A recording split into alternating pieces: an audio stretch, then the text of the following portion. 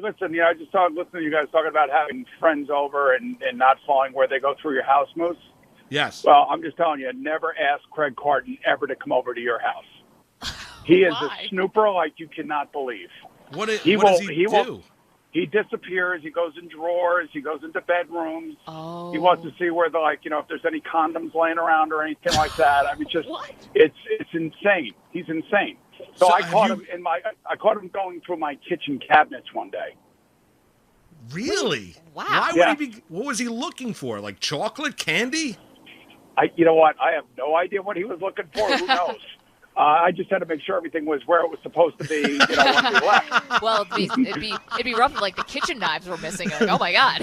Right. Scared. Craig's being all nice to us now and everything, and trying to get on our good side and all that stuff. So Sure. I'm just I know he, like Moose, especially you, I could see him coming over with his kids, barbecuing with you and your family and all that other stuff. If that happens and you allow that to happen, you got to watch him. So Wow. is he walking? Is he walking around with like a notebook and taking notes, or is it all mental notes? Because he's got that photographic memory. He's taking it upon himself to have a scavenger hunt in your house without you knowing about it. Right, exactly.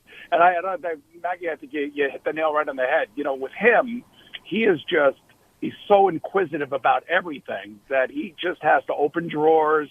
And I caught him doing it. That was the weird thing. It was a very awkward thing. And I'm like, dude, what are you doing? Because I don't know. I just wanted to see what you had in your drawers. I'm like, I have what everybody else has, like forks, knives, plates, pots and pans. Now, Boomer, platters. This is not a fair representation of what happened. Do you want to defend yourself? Yeah, I will defend myself. Because he's basically saying you're 15 years ago. No. I wanted to know where Boomer kept his AFC championship ring. That's what you were looking for? And I was trying to find the NFL MVP trophy. Because you think that you would you have those out and about. You think it's in the kitchen drawers? So Boomer has a man cave in his house. And I've been over to his home many, many times. He's very gracious. And the first time I went over, I was trying to find the AFC championship ring. He doesn't keep it on display. So what am I going to do?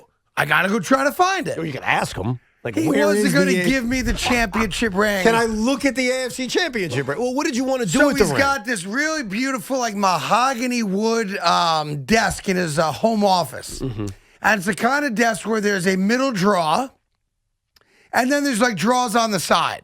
But the middle drawer is just one drawer that pulls in and out. Right. And he's got one of those little teeny brass keys in it that nobody ever used. So I went into I was staying at his house one night, and I decided to just, see what Boomer Esiason was all about. He decided to snoop around. So what I did was the next day, if I remember correctly, everything I took, I brought in and presented to him on the air the next day. Here's a fork. Would you sign it for me? Here's your spoon. Would you sign it for me? I didn't know the show was going to last 10 years, and it would have lasted forever if I didn't F up. Right? I didn't know that me and Boom were going to be best buddies and friends. So I thought I would take a little something for the effort, for my time. Right. So I couldn't find his AFC championship ring. And as the story goes, he got up in the middle of the night. I guess he was thirsty to go to the bathroom. He is older. And I was trying to find the AFC championship room in that drawer in his office. And he comes in because he heard a noise. And he's holding a Louisville Slugger in his hands. He's ready to pound you? And he goes, Carton? And he's like, I guess he's lefty. He's ready to swing a bat at me. Well, he thought there was an intruder and there, I go, probably. Nonchalantly, hey, Boom. He goes, what are you doing? I go, I thought you might have the AFC championship ring here in your office. He goes, in my drawer? Well, I go, it's not on top of the table. I thought it might be inside the drawer.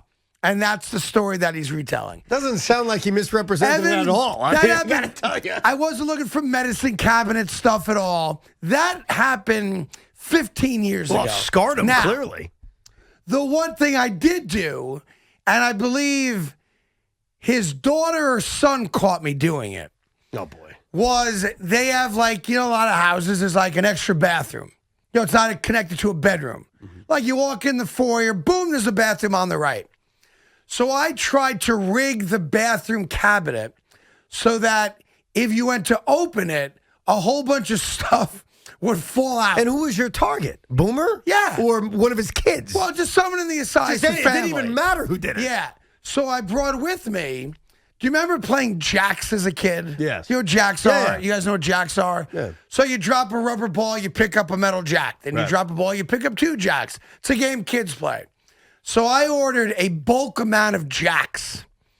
I shoved them all into his medicine cabinet in the downstairs bathroom where there's no medicine. It's an empty cabinet.